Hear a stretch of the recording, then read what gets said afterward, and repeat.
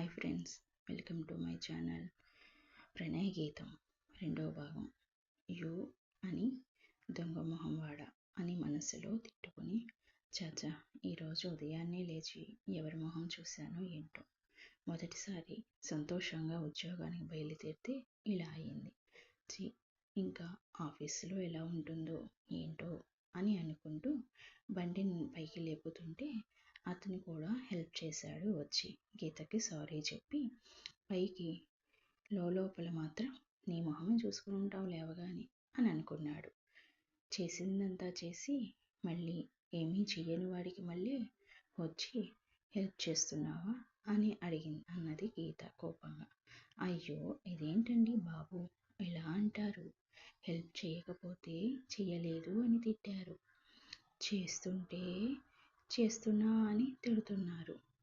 అసలు నేను పోనీలే పాపం అని సారీ చెప్పి హెల్ప్ చేస్తుంటే తిడతారా? పొద్దున్నే ఎవరి మొహం చూశానో ఏంటో, ఇప్పటికే చాలా లేట్ అయింది ఆఫీస్కి. నా ఆఫీస్కి బాస్ అయినా కూడా నేనే లేట్గా వెళ్ళకూడదు అనుకున్నా, కానీ రోజు ఏదో ఒక డిస్టర్బ్ అవుతూనే ఉంది.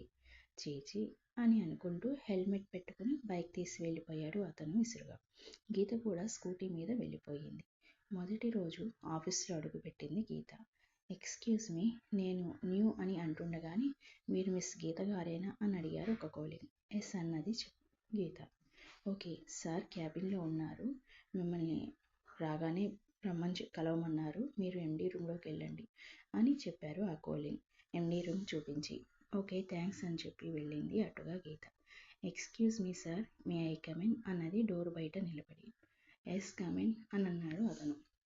థ్యాంక్ యూ సార్ అని లోపలికి వచ్చిన గీత ఎదురుగా కుర్చీలో కూర్చున్న అతన్ని చూసి షాక్ అయ్యి నువ్వా అని అంది.